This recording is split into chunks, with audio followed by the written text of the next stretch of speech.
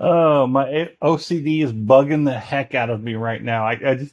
I spend probably 5 minutes trying to align the edges and the focusing oh, blessed are those who do not have OCD. But those of us with OCD, we go the extra mile to perfection. Anywho, hello and welcome to Mr. Randy's Wine and Spirits. If you're new to the channel, oh boy, I'm sorry. If you're a returning viewer, thank you for coming on back now. So let's go ahead and do the final pour episode of the Hors d'Age Chateau de Lacquy Bas Armagnac Comte Gilles de Boisson. Anywho, it's 41% alcohol by volume, Bas Armagnac. Go ahead and give you a look at the backside. There's a lot there for me. I'm not reading that. You can go ahead and check that out. We did a full review of it. Chateau de Lacquy.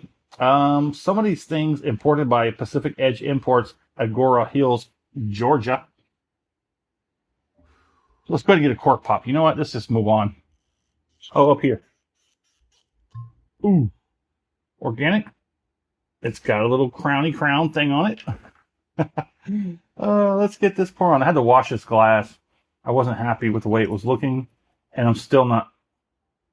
Oh, I'm totally misjudged that. But you know what? It's not my fault. I'm not just giving excuses because look at that thing in the bottom. I've never seen that on. I've seen it on champagne bottles, never on Armagnac. But they also say that, cognac and Armagnac can also be classified as fine champagne. Hors d'Age. It's an age range, much like Napoleon, XO, VSOP, VS.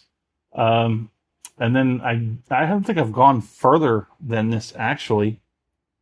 The XO and the Hors d'Age. It's an age range stated. So it's not a specific 10-year, 12-year. It's probably a mixture, like a blending, if you will.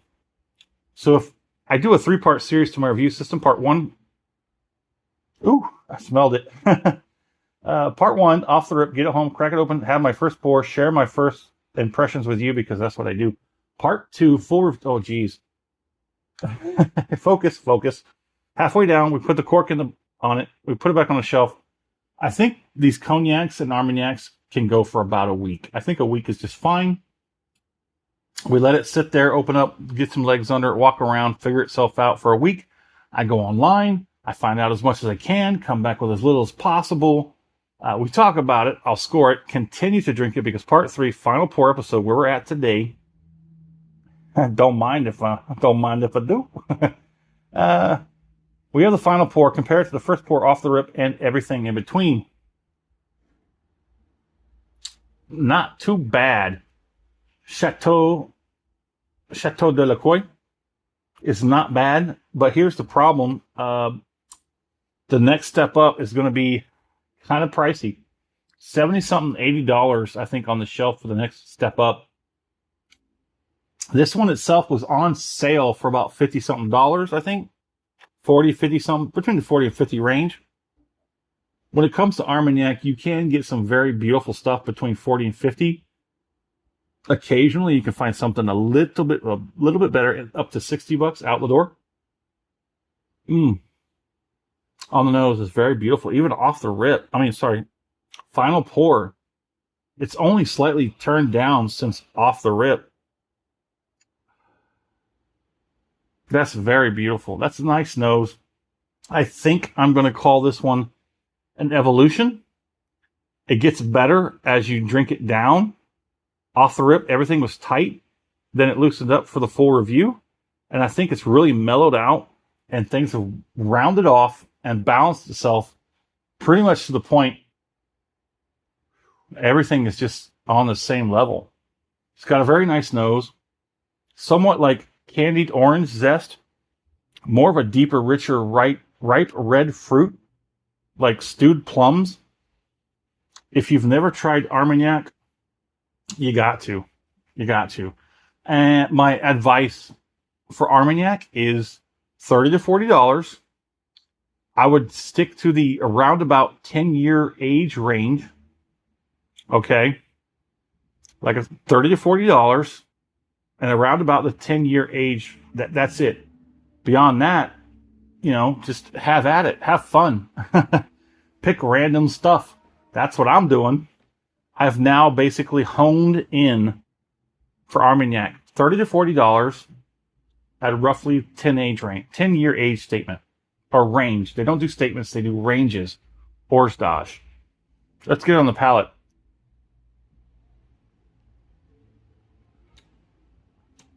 Okay, that has a little bit of alcohol, ethanol, but it quickly dissipates. I mean, like within a second, it's gone. It's delicious. I like this one, but I don't think it's going to be anytime soon that I go up to the next one from the Chateau de Lacquy. They do have another labeling for the Chateau de Lacquy. It goes up, I think, 2 more. And then the same label has a different name on it. And like basically starts over Hors d'Age and XO and so on and so forth. So it's a line, but I also think it's like a broker or something like a company that's sort of like Johnny Walker, if you will. I always use Johnny Walker because I feel like most people know and understand what Johnny Walker is. I occasionally come across somebody who doesn't really understand Johnny Walker.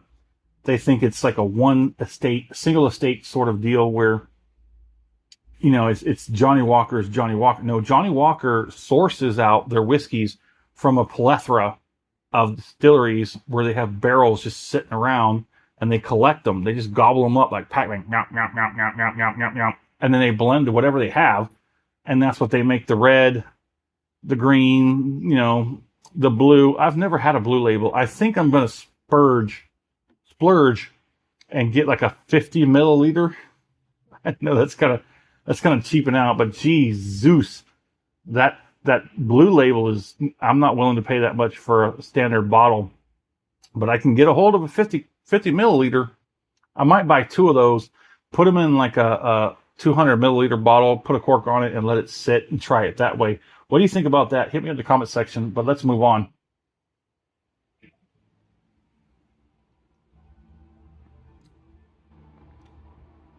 This one was definitely much, much better. The bottom half of the bottle, it's got some pretty good viscosity. You can see that. Transfers very well. It's like diet cherry cola. Slight bit of aspartame. I'm sorry if that rubs some people the wrong way, but that's what I have. Those are the tools I have to use right now. Cherry cola, diet cherry cola, aspartame, like those bubblegum we used to have back in the 90s when they went for sugar-free stuff. It's not bad. You kind of get used to it, and it's not something that really rubs you the wrong way. If you like the video, go ahead and hit that thumbs up button. If you're not subscribed to the channel as of yet, go ahead and do so while you're there. That way all this content comes to you as soon as it's done. This has been a nice experience. This is what I haven't quite come up with a name yet because it gets better. When you drink it down, it gets better. Up here, it was a little tight, not so much so as normal, but it was a little tight. You couldn't pick apart a lot of things, but halfway down, you started loosening them up and you pick apart a lot more things. Now at the final pour, the nosing is much better. It's more mellow, and I find that more appealing. Sorry about that. I get candied orange zest, a little bit of ethanol. It's a very nice nose. Palate's very nice as well, but let's see how the finish goes.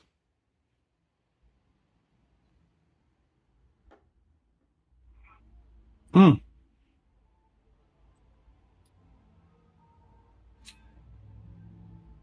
slight bit of dryness up front, some oakiness. Then it comes in smoothing out with some caramel, some vanilla, some juiciness, some oiliness. The cheeks are getting the brunt of it all. The cheeks are getting it all. I get some gums. I get some lips. Those are probably barely a 2 out of 5. The cheeks are a 3 out of 5. What about the back end? I don't know if I could say it's a 2 out of 5. That back end is relatively light. It's all very tasty. I love Armagnac. If you haven't had an Armagnac, I highly recommend you try one.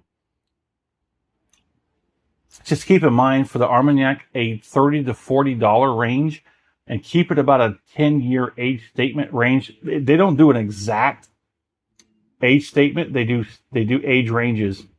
The Hors d'Age is a little iffy. It's a hit and miss at times.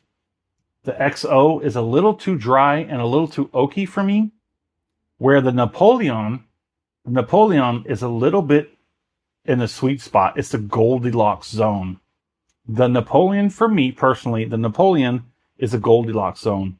It's just perfect. Oakiness, sweetness, vanilla, oiliness, syrup, all the things that come in there. Yes, I just had an Armagnac that was all that, and then all that and a bag of chips. I used to say that back in the 90s. She's all that and a bag of chips. Oh, but it's actually, this is nice. I enjoyed it. Would I buy it again? Like I said, the next step up from here is, I'm not ready for that. I'm not ready to pay like $80 for an Armagnac, because I think it was roughly about $80 to $90 the step up. When you have the other one I've been going down. We just switched over from the Daylord to the Marie Dufault. Excuse me, burpee. But this was a nice experience. I actually liked it. I would say this is pretty much a middle-of-the-road Armagnac. Excuse me, it's really burpy now. I get like that sometimes at the very end of these videos. Ooh. Anyway, it was a very nice experience. I appreciate it very much. It may be some time till I go back to the Chateau de Lacquy, but I absolutely did enjoy this one. So there it is. In the comment section, love to know where you're at. What are you currently drinking? What do you think about Armagnac? What's your favorite Armagnac? Have you tried something I haven't? Let's talk about it in the comment section. As always, thanks for stopping by here at Mr. Randy's Wine and Spirits. Have a pretty dang good one.